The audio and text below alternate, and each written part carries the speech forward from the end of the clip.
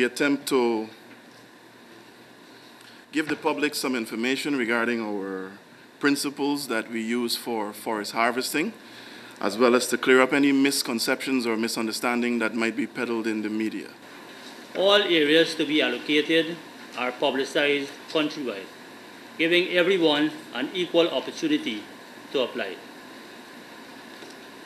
There is a review by an internal Forest Resource Allocation Committee, which then submits a recommendation to the Commissioner of Forests. The GFC Board Technical Subcommittee is then convened to further review the applications. This subcommittee of the board makes its recommendation to the full board of directors, which then reviews these recommendations and makes a final recommendation to Cabinet Subcommittee or the Minister, or a decision on the award of the areas. State forest harvesting is done in accordance with compulsory guidelines. These include Code of Practice for State Forest Permissions, Code of Practice for Timber Sales Agreement and WCLs.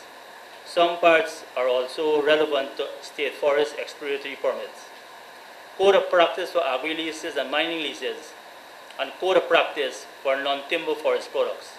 So here we see that for each category of state forest allocation, we have a specific Code of Practice. Then we have the National Log Tagging and Log Tracking System. The Code of Practices specify the environmental and social best practices that must be complied with by all operators. For SFPs, an annual quota is allotted, and the quota is calculated as follows. 80% of the area is deemed to be productive, and a maximum of 20 meter cubed, which equates to about 5 to 10 trees, can be harvested in 1 hectare using a 60-year cycle. Here you have some calculations which explains it better, but this equates to only 1/60th of the area being harvested in any calendar year. So let's assume you have an SFP of 2,500 hectares. We assume that 80% is productive, so that gives us a net productive area of 2,000 hectares. The quota is calculated 2,000 hectares by 20 meter cube per hectare on a 60-year cycle, and that gives you 666.6 cubic meters per year.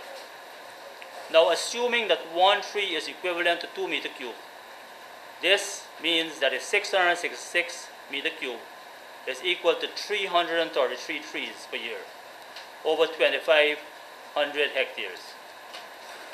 Our research has shown that 50 to 70 trees of 35 centimeters DBH diameter at breast height and above are in a hectare. So therefore, in a SFP of 2,500 hectares, we will have 125,000 to 175,000 trees. And we are only extracting, or we are only permitting to be extracted 333 trees, which is 0.26% of the entire SFP. So I don't know how the claims of overharvesting and raping the forest have been put out there. There's absolutely no basis for those. The productive area is provided by the concessionaire and verified by the GFC. If the concessionaire does not provide it because they don't have the wherewithal, GFC will determine using the available information that it has, for example, maps, GIS information, etc. Let's do another calculation now. The annual allowable cut for a TSA with a productive area of 300,000 hectares and operating on a 60-year cycle would be 300,000 divided by 60 years, which is equal to 5,000 hectares per year that a concessionaire can harvest. 5,000 hectares by 20 cubic meters per hectare per year gives you 100,000 cubic meters per year. So the concessionaire can take out up to a maximum of 100,000 cubic meters. Important to note is that this is the maximum allowable cut per year. And again, only 1/60th of the concession is harvested per year. The minimum tree diameter is again 35 centimeters diameter at breast height. TSA WCLs also have to do the following before harvesting is allowed. Submit an annual operational plan and do a 100% of the commercial species in all the 100 hectare blocks to be harvested in the calendar year. GFC verifies this inventory, and only if acceptable, harvesting is allowed. To complement what I just said, we have effective and efficient real-time monitoring. 39 forest stations are located at strategic points countrywide, some of them 24 hours, and the log tags use barcode scanners. They cannot be reused, and we have very efficient databases which we can input the volume of logs, the log tags, etc. So we know if there is any discrepancy. And these also guard against illegal logging and exceeding the quota. We also have a very strong system of documentation and controls. And these were investigated by independent forest monitoring, independent auditors, etc., and found to be very, very effective and functional. Satellite imagery of the entire country at 5-meter resolution. 5 meters is approximately 15 feet resolution. Show that deforestation and forest degradation due to forestry activities was a mere 353 hectares out of a total deforestation and degradation for the country of 16,618 hectares, or approximately 1/50th of the deforestation and degradation were caused by forestry activities. This again dispels the notion that forestry activities are not being regulated, that they are not complying with sustainable forest management principles, and that there is rampant illegal logging. How can there be when the deforestation and degradation for the entire year is only 353 hectares? Logs harvested are stockpiled at approved sites in or near to forest locations. And there is another misconception that if you see a big log pile, that it belongs to a Chinese investor. I don't know where people got this information from, but most log ponds or log sites, as we call them, you have more than one investor, more than one producer stockpiling there. For example, the one that was shown in the media, 14 concessionaires stockpile logs there. Not one, 14. And that will be shown in a later slide. Most stockpile sites are for multiple users, and trucking is done at night, not because they are stealing wood or they are thieves in the night, but simply for logistical reasons, simply because there is less traffic and because there is less wear and tear on the vehicles. This map shows the concession site at Baishanlin log yard, and 14 concessionaires, the points in yellow, 14 concessionaires utilize that site, not one concessionaire. Let's go back now to the annual allowable cut. The annual allowable cut for the entire country is approximately 1.6 million cubic meters per year. The sector is currently harvesting at 30 to 35% of this. And if we want to make the point, people were also reporting that so many containers were passing in an area in a particular period. If all the production of 450,000 cubic meters in a year was exported as logs, that would be equivalent to 25,000 containers of logs, and that would be equivalent to 68.5 containers, 40-foot containers, every single day of the year. Right? Just to put it in perspective. Numerous engagements were held with the sector to encourage more beneficial occupation of allocated state forests because the board and the GFC and the government has serious concerns that areas are not being beneficially utilized.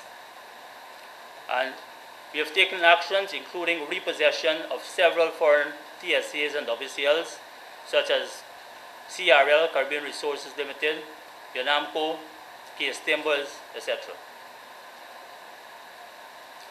This here shows the production for last year. Sorry. Last year. Not January to June. Not January to June. Sorry. It's production for 2013. Showing here that the total annual allowable cut under sustainable management principles is 1.6 million cubic meters, but the actual production last year was just under 400,000 cubic meters. This is obviously a great concern, not only to the GFC and the board and the government, but also to producers themselves, because they have invested in the forestry sector. So, what have we done? We met with forestry stakeholders, and at these engagements, the Forest Producers Association and forestry stakeholders, especially community forestry associations, highlighted their inadequate capacity to produce because they did not have the finances, they did not have the machinery, the equipment, etc. They, the FPA and the forestry stakeholders, requested that short-term measures be facilitated. The first one, GFC to allow joint venture arrangements after the requisite due diligence was done. And secondly, GFC to allow companies that lack adequate or appropriate machinery to rent from third parties. And based on these requests by the sector, the need to improve the log and lumber value, added value production and generate additional employment opportunities, these requests were approved. Stakeholders agreed that the procedure for the review of joint venture requests would be as follows. And it's outlined here. The justification must be made by the company that has legal access to the state forest. An assessment will be done. The GFC technical subcommittee will then conduct its review and make a recommendation to the full board of directors, which will then make a final decision on whether to approve or disapprove the joint venture. For the rental of machinery, a template was also prepared to capture information, and companies wishing to rent machinery would submit same to the GFC for rent review and approval prior to the machinery being formally accessed. Several companies have taken advantage of this facility by the GFC board and have approved joint venture or rental agreements. This has resulted in an increase in production. Important to note is that even with these joint ventures and rental agreements, there is still tremendous room for increasing the annual allowable cut within the sustainable limits. Now, let's look at processing and added value. GFC, in collaboration with the sector, has prepared a code of practice for processing, and this is being implemented in a phased manner. Currently, there are 181 licensed sawmills, and that is compared to 142 for the same period last year. Manufacture of added value forest produce is also increased, but not to the extent that we would like it to happen, or not fast enough. What will the GFC continue to do?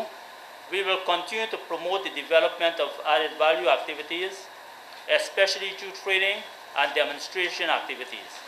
Only recently the GFC was able to acquire some funding through ITTU, I think it was, to assist a community with movement into the value-added dimension. The Forest Products Development Marketing Council and the GFC actively promote the use of the lesser known or lesser used species. And many of the species previously labeled as lesser used species, for example, Womara. Womara, a couple of years ago, nobody was cutting it. And it was deemed a lesser used species. It was not harvested. Now it's in demand. This is simply because of the promotion that was being done.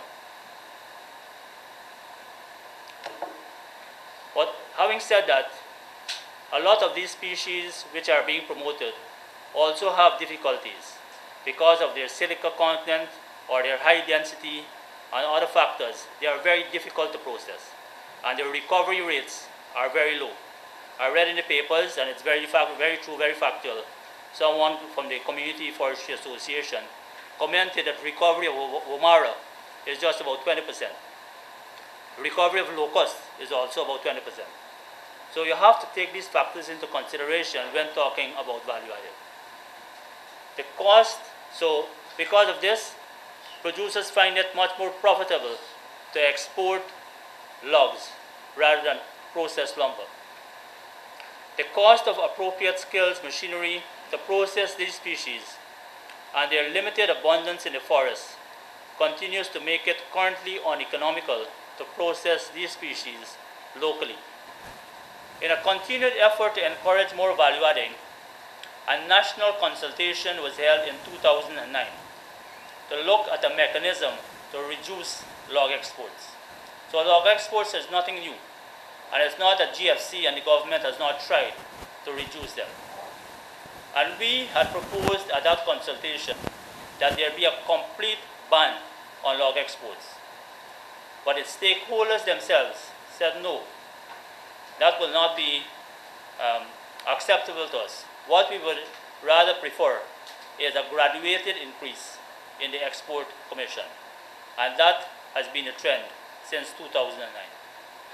Prior to the New Forest Act of 2009, there was no requirement for companies to seek GFC approval prior to entering into joint ventures or transfers. And Haimaracabra was subject to a joint venture arrangement between Danny Chan and the original owner, Mr. Roy Carey. Danny Chan had previously held the concession Jaling Forest Industries. In July 2007, Danny Chan transferred all of the shares in Haimaracabra and Karlam Sawmill to Mr. Chu Wenzu of BSL. This was not something restricted to Danny Chan and Baishanlin alone, because other joint ventures which occurred around the same time involved William Timbers and Nagasar Saw Limited. We come now to board-approved joint ventures. The Wood Associated Industries Company, of which the principal was Mr. Danny Amarali, a joint venture was approved in April 2009 with Baishanlin. Shorewood Forest Inc., the principals were Dr. Patrick Williams, Dr. Gary Clark, and Ms. Yvonne Bell. A joint venture was approved in 2009 with Baishanlin again. Peruni Woods Inc., Mr. Mobir Singh, Dinesh Singh, and Satir Singh.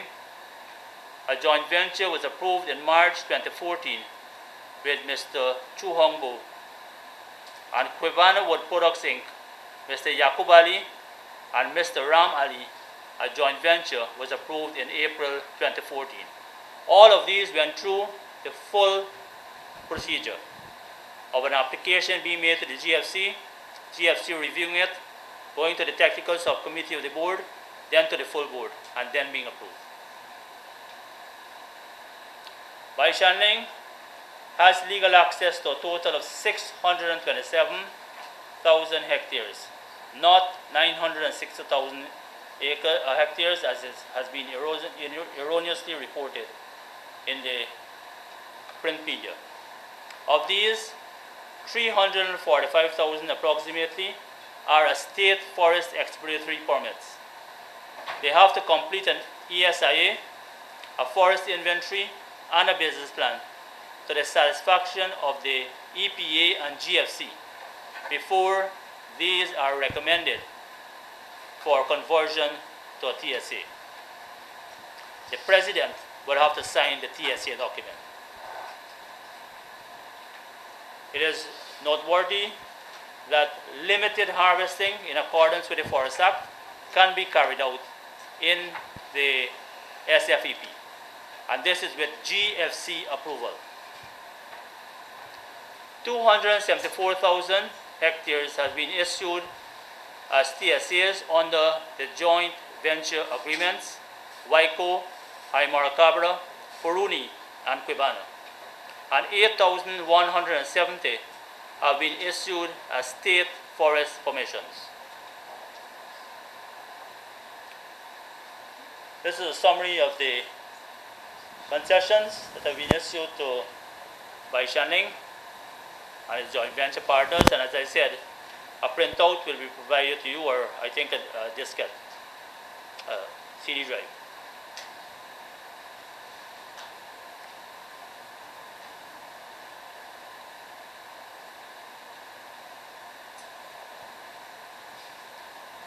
Now, again, there were rumors in the papers that Baishanlin is over-harvesting. This is the actual picture. GFC monitors very, very effectively and very efficiently. And a log or a piece of lumber is not something you can hide in the pocket, right? It is something that can be traced back to the origin. It's not like gold or diamonds or anything like that. So this shows clearly that Baishanlin, last column on the right, Baishanlin has unutilized quota in many of these concessions for 2014. And for 2013, it also has unutilized quota in many of the concessions. So the notion that Baishanlin is over-harvesting and clear filling and things like that is absolutely untrue and false. Then we see there were some media claims and pictures. The National NOC Policy 2009 reflects a progressively higher rate of export commission, but it does not prohibit the exportation of logs, including crabwood and locust. There is no ban on the export of crabwood and locust, just a restriction. And once you go through the procedure, then you can have them exported as well. Important to note is that the rates of export commission, currently at 17%, are among the highest in the world. And this was something that was recommended to by stakeholders. GFC wanted, and government of Guyana wanted, a complete ban on log exports.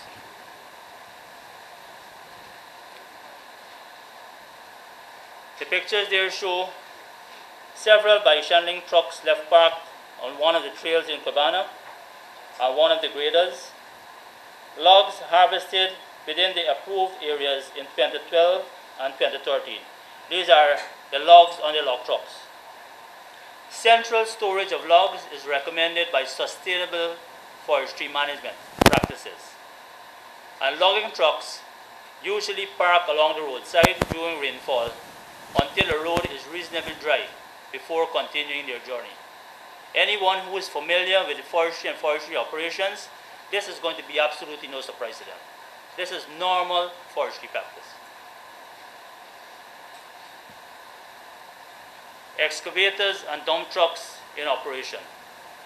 Several heavy-duty equipment line the trail. The facts are, these are approved campsites and road networks.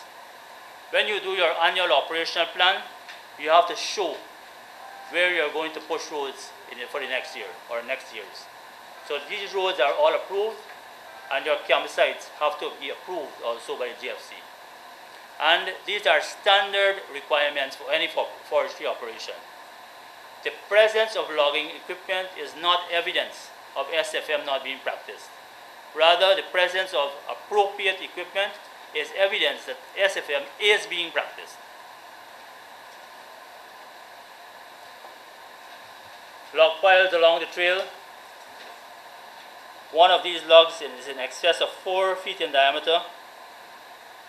Baishanlin's laden trucks I think all of us should be happy if we can get logs 4 feet in diameter and more. Mr. Bino, would you be happy? Would you be happy? So I see that as a plus, you know. It's certainly not cutting on the size logs. These pictures from different locations cannot be tied to any operation unless it is your reference. Baishanlin, as they are the company under scrutiny, they are not the only operator in the forestry sector. So we can't assume that every time you see a log on the ground, that it belongs to Baishanlin. I mean, I don't see the logic behind it. And not because you see a log at a log pond, it belongs to Baishanlin. I already said that many operators, at Baishanlin, 14 people utilize the log pond. The GFC monitoring system is spread across the country with 39 fixed forest stations and 10 mobile stations. And they are geared to establish the source and legality of logs in any location. Storage of logs is not testimony of the forest being harvested unsustainably. Storage of logs is something good because you store the logs and then at one point the truck comes and takes away a consolidated load. You don't want the truck to be moving 2 piles a day. That is going to cause damage to the road. So you consolidate the load and then you move it at one time.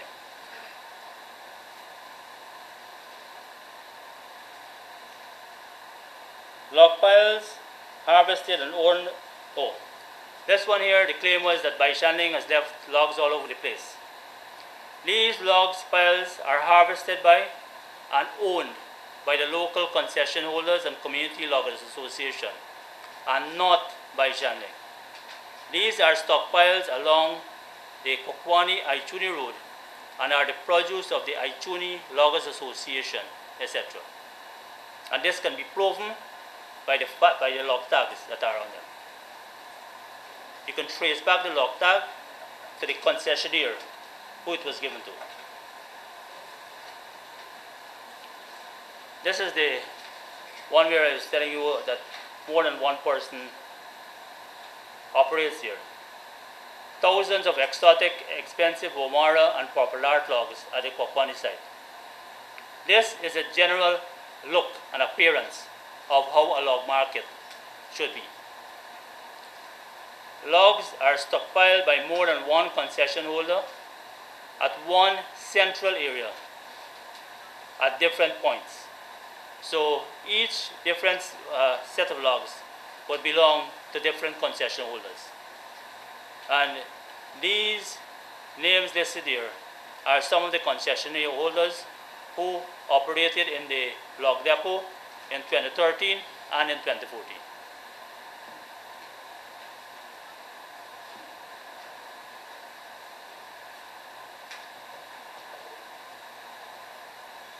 Again, these are not Baishanlin's logs. These are stockpiles along the Kokwani-Aichuni road showing forest produce harvested by the Region 10 associations.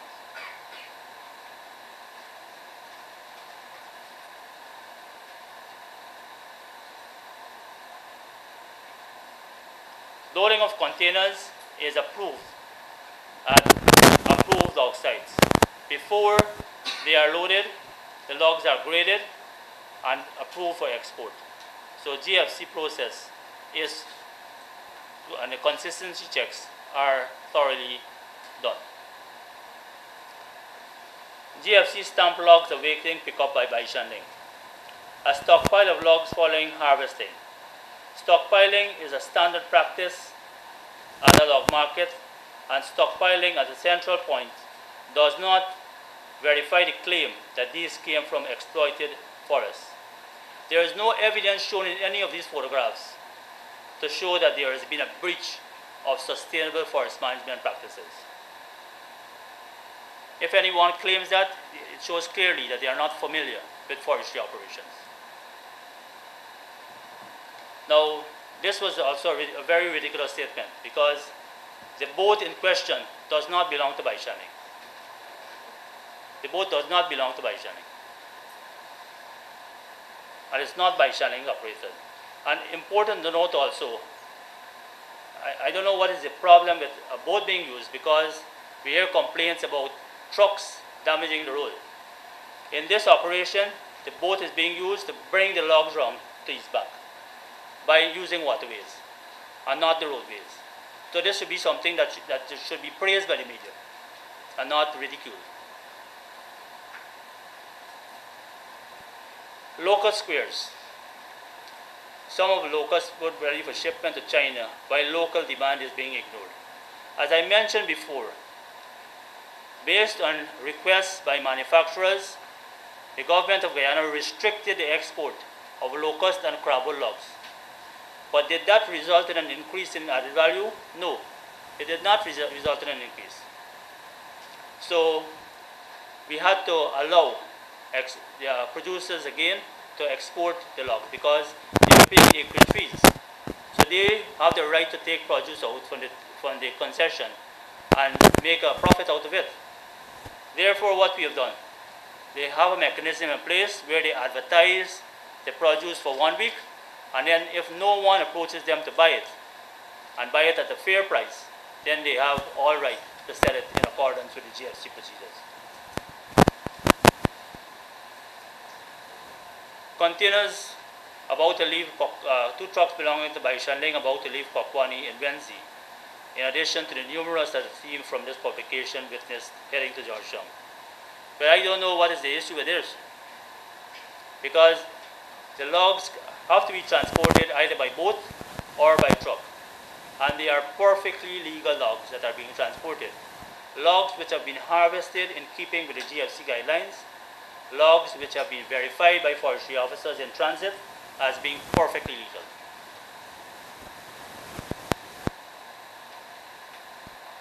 This one here, I think this was only recently, that Baishanlin burns thousands of abandoned logs in Essequibo. These logs came from Cubana Wood Products, and at the time when these logs were cut, Baishanlin did not have a joint venture with the company Cubana Wood Products. What Baishanlin had was a rental agreement. These logs were cut for Barama. They are Pila species, Baramali mainly, and they were cut for Barama. Because of the state of the Cubana road, they could not have been transported. They were left at a location there until the road was repaired, and if you know of the species Baramali, it is easily infested. It is easily infested by termites. So when Barama finally got to inspect the logs, they rejected the logs because they were all with wormholes, etc. They could not be used for plywood manufacture. Cubana Wood Products then approached GFC, and we gave them permission to cut up the Baramali into form boards. And you're seeing form boards here in the picture. These are some of the form boards that were cut from the logs. Unfortunately, on the 27th of April, 2014, Cubana Woods reported to the GFC that someone had torched or burned some of the logs. And we are currently investigating that matter to find out more in details. And once we find out who the perpetrators were, obviously we will take action, because this is something that we view as very, very serious. Thank you very much. That brings me to the end of my presentation. I will now invite the GFC team to come forward, and we'll be only too happy to clear up any further misconceptions or additional questions that you may have.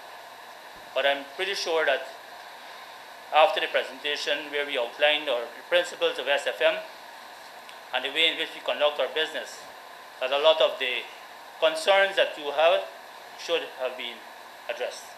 But feel free to put forward your questions, clarifications. So Commissioner Gilbert, can you validate that export figures supplied by the GFC to the ITTO and the FDDMC are accurate? Thank you very much, Gilbert, for that question. We would like to state categorically that the information supplied to the ITTO, as well as the information provided to the Ministry of Finance, are accurate. which summarized that plywood and veneer exports production increased by 65 and 71% respectively. And the total increase in export earnings for the country was by approximately 30%.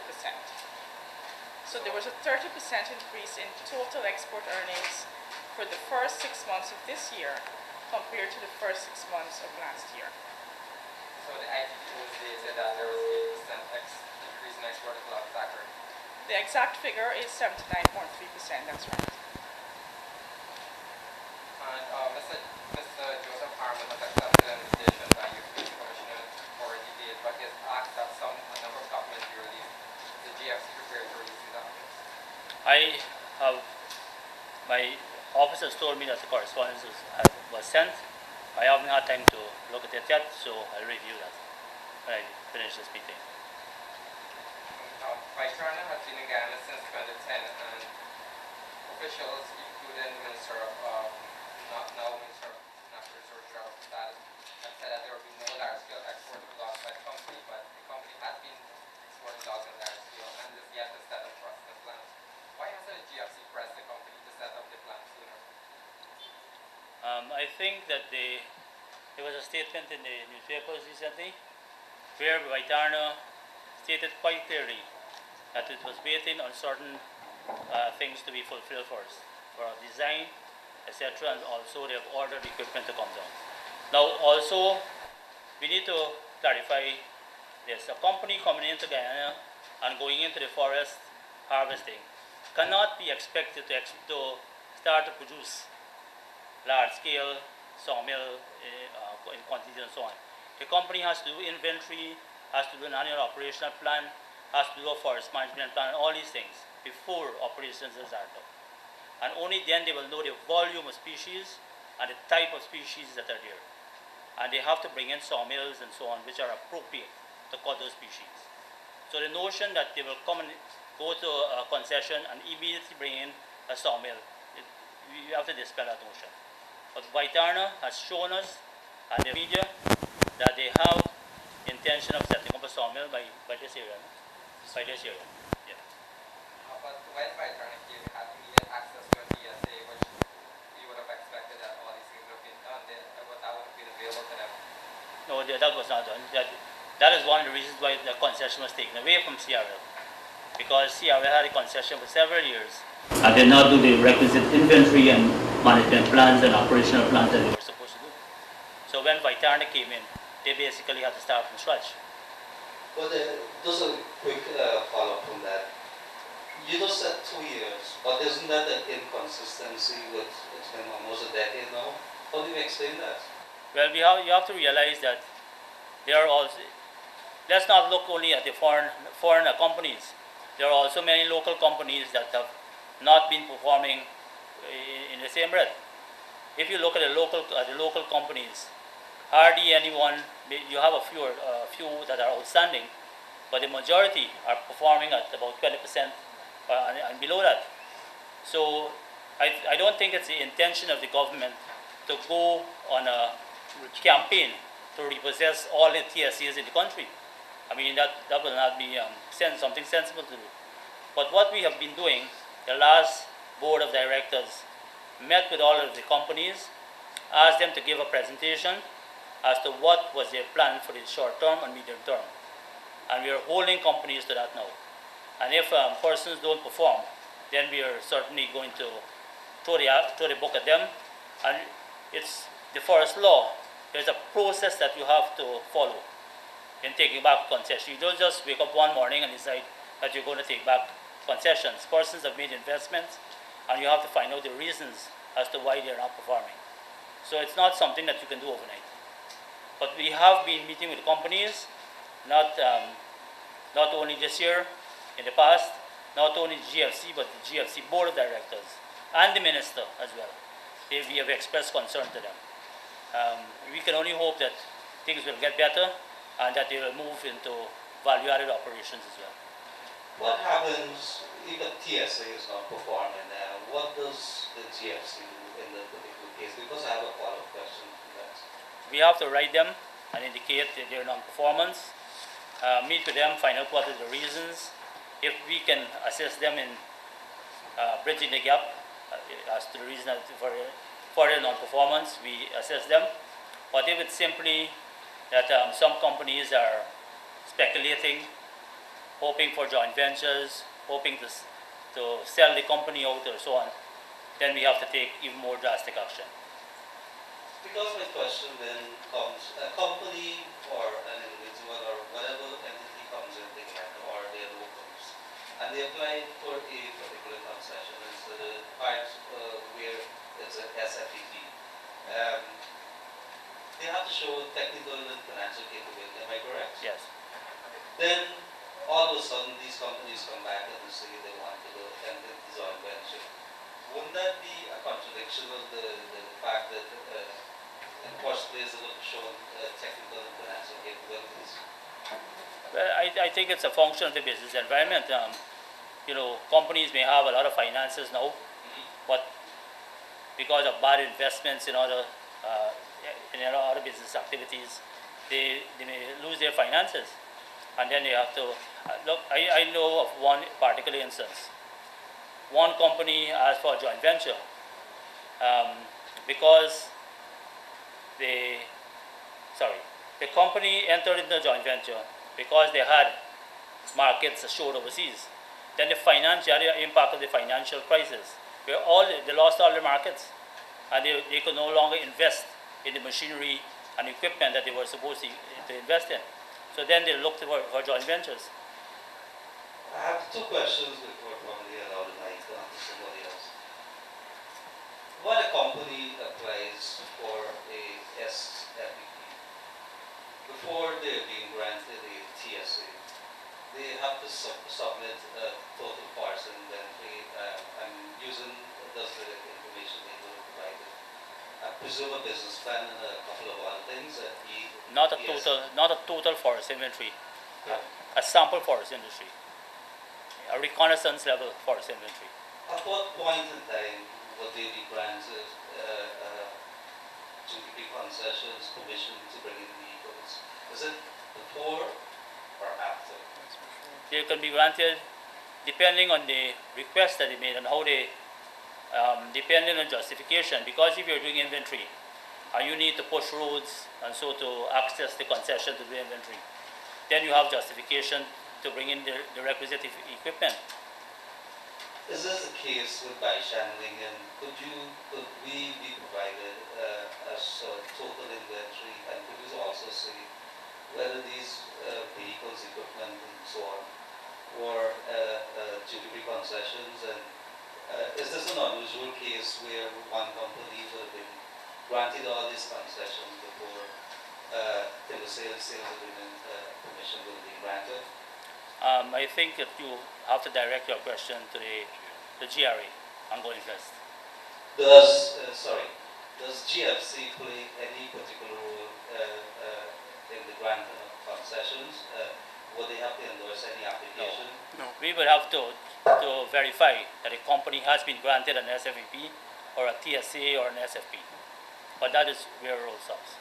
Okay, hold on. Could you say if the GFC have copies of FDI in arrangements between Baishanlin and Cabinet? No. Could you say why we don't have? We don't normally have any company. Secondly, could you say why you ignored the recommendation in 2006 to hire an international specialist in tropical timber trade to devise a effective export tax in support in Guyana? Whose recommendation? You ignored the recommendation. Whose recommendation I'm asking? Janet Goldman. Well, are you saying that I should take on board all the recommendations? It was part of a conservation stakeholder meeting we had. Okay, miss, I think I understand. Let me just say that Ms. Balkan was present at the consultation. And in my thing, I don't recall her saying a word at the consult. So I don't know where the recommendation came from. But she certainly did not make a recommendation to the Forestry Commission. It's the first time I hear it. First time. But she had the opportunity to make all our comments at the consultation, And I don't think she uttered a word. Kiana Wilbur News. I just wanted a quick clarification before my question. You said prior to 2013, Wamara wood was not being harvested? Not being harvested? No, I didn't say that. What could you just I said it was deemed a lesser used species. It was deemed a Lesser used species. Okay. The clarification there. There are claims that the company Baishanlin does not have a license, therefore it should not be extracting to the extent it probably is. Could you say for this current permit that they have, what exactly is the amount they're allowed to take? Is there any specific number for that limited amount they're allowed to extract? That's the first presentation. Let's say in the presentation, I outlined there is an annual quota and an annual allowable cut. And I also gave the calculation, the formula that is used to calculate it. Yes, you gave the formula. I'm asking you about, there's the difference with the permit and there's the license. There's a certain amount for... Oh, okay. All right. Could I ask a question for some clarification? Are you trying to find out what it is they can do with the SFEP, or are you trying to find out what it is they can do with the joint venture arrangements? No, I'm not asking about the joint venture. I'm asking But the about SFEP. Okay, well, and the question now is? The question now is, what is it that they're allowed to do? You said that there's a limited amount. Okay. So I'm just trying to find out the I'll take it. specifics in that regard. Sure, no problem. The Forest Act, as we've been saying for the last week or so, it allows for the holders of SFEPs to be able to harvest a maximum of 25% of their expenses, provided that the regulation does not give a lower figure, and the regulations don't. And So, must not be for capital. and it doesn't include their capital, which is your initial investment. It doesn't include that. It includes the cost which you would spend to go into the area to carry out the exploratory work. You're allowed to harvest to recover 25, a maximum of 25% of that. Opposition is the people who raise in parliament. Yes. Opposition is the theory is that Yes. in parliament we will call stuff. You mean the When we were doing the forest law. They were the one, Mr. Carvey. He was the one who asked for that concession. When we were doing the forest law, Mr. Carvey is the one who requested that. I just want to say something additional. When the forest law was being debated in Parliament, we had a parliamentary subcommittee to debate that law. This was not in there. But the parliamentary subcommittee, in their wisdom, said that it was not fair for someone to invest all that money in an exploratory area and then probably find at the end of it all that the area was not suitable for forestry operations. So they put that inside. This was not the GFC. This is the parliamentary subcommittee that dealt with the forest law. Right. If I could even backtrack a little further, prior to the 2009 Act coming into effect, the SFEP, you were not allowed to carry out any harvesting whatsoever. And that was deemed by the parliamentary subcommittee to be a bit unfair because, one, there was no guarantee that you were going to get a TSA at the end of the process. Two, there was also no guarantee that the area would be stocked with whatever it is you were looking for to carry out your business. So they felt it that you should allow them to do some limited amount of harvesting so that they can recover something, and it also gets them in the practice of seeing how the business would operate should they get the TSA and move forward and so forth. So I'm not sure if that would answer your question in its entirety. Maybe I'll take Mr. Sutherland again. I know he had a few more, and I had 3 Kaitra News. Okay, fine. That's all right. You can finish. I have about 4. You have about 4. Okay, sure. Let's try to share it around, please.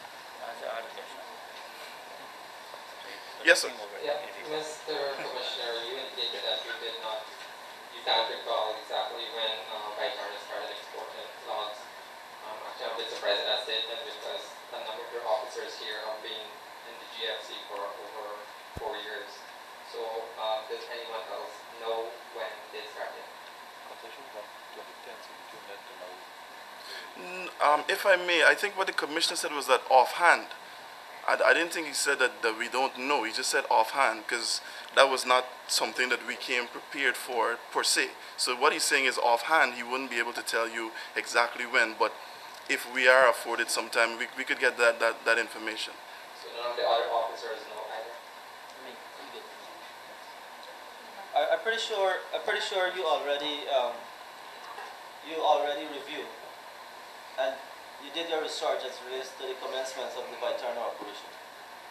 So let's say from the commencement of the operation. But one thing I want to note here is that the company is not operating to the full allowance as relates to the annual allowable cut. That's one.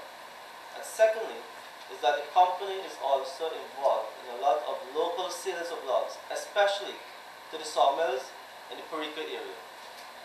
And if you wish the figures in terms of percentage, I will say approximately about 40% of what the company produced, despite they're not reaching their full quota, they've been reselling, they've been selling those, and they're sold, and the records can show, they've been supplying sawmills along the Perico area.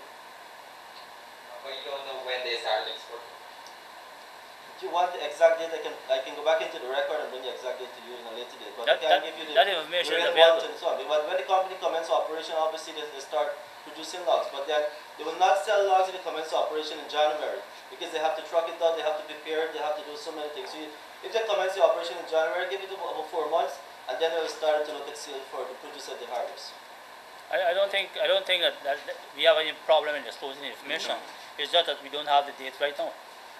Mr. Commissioner, recently you told the parliamentaries that there are some international sources about Baishanlin has been issued to SFEPs which cover 340,000 hectares of forest. According to the EPA, 2 SFEPs were issued to Baishanlin. SFEP 01 of 2011 was awarded in November 2011 and covers areas A and B in region 6 and 9. And these 2 areas as well as the SFEP 01 of 2013, which was awarded in April 2013.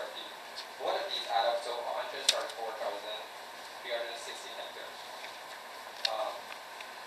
which is not the figure, which is not 345,000. But if you add the Sherwood Forest SFEP, which is 167 and 66 hectares, these would add up to 382 hectares of forest. Can you account for the remainder of the 43,618 hectares of forest? And is this a third or fourth SFEP? Okay, Baishanlin has been issued SFEP 01 2013. The area size is 73,015. SFEP 01 2013, 73,015 hectares. SFEP 01 2011, 104,768. And Sherwood Forest Inc. SFEP 01 2007, 167,066 hectares. So I'm not sure how much that adds up to. 344, 849. So the 344. information given by the EPA was inaccurate? I cannot verify that information was given to you. All I can say is that this is the information, this is the accurate, because we are the one who awarded them Correct. the SFEP. Every year when we report on forest management level and the level of illegal logging, that is audited independently by a third party that is paid for by Norway and hired by Norway. That company was Detnorsky Veritas for the last 3 years. The company that audited independent forest monitoring is GFC Consulting Group, a company out of Germany. So those 2 happen every year. In addition to that, and I saw it in today's Tablet News, allusion made to the European Union Forest Law Enforcement Governance and Trade Program. As part of that program, which we were quite advanced in terms of negotiating a voluntary partnership agreement, so that program is moving very well ahead in reaching to that stage. It has involved so far 2 assessments by the European Forest Institute of our systems. And what will be happening as a routine part of the development of the VPA and the implementation of the VPA is what is called independent audits. So as soon as that VPA is signed as well, that will become a permanent part of what will have to ensue either every year or every 2 years as part of independent audit.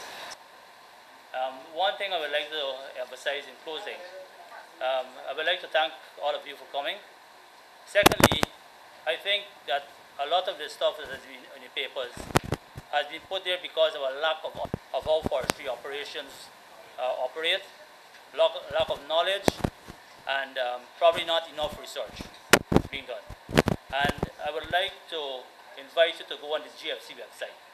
Almost all of the information that has been in the presentation and that Philippa has mentioned about the independent audits and so on, all of this information is on the GFC website. And you know, you see when things like this go in newspapers and it's censored, because of the internet and all these facilities, the information is not only restricted to Guyana, it is going overseas, globally, and it affects the markets of Guyana. And who are the ones that suffer? The community forestry operators and the small operators and the TSA holders and so on. I don't think it's the role of any newspaper or any media house to be doing that. I think the role of the newspapers and the media houses and so on is to highlight facts, but facts, the real facts, not to engage in speculation and rumor-mongering and those kinds of things, because it does a disservice to the country and a disservice to people who depend on the forestry sector for a living. So I would caution persons to be prepared, read upon the facts. If you don't have the facts and you are unsure about something, contact the Forestry Commission. The Forestry Commission is open to listening to you, sharing information. And one other thing that I cannot understand, a certain newspaper, before this thing came out in the press, a newspaper reporter called me the afternoon before, and I spent about half an hour on the phone explaining everything, and lo and behold, it was totally different than reporting the next morning. I was shocked when I saw a newspaper. I cannot understand. This to me is not professionalism. It is not professionalism. So I would like to urge us to be responsible citizens.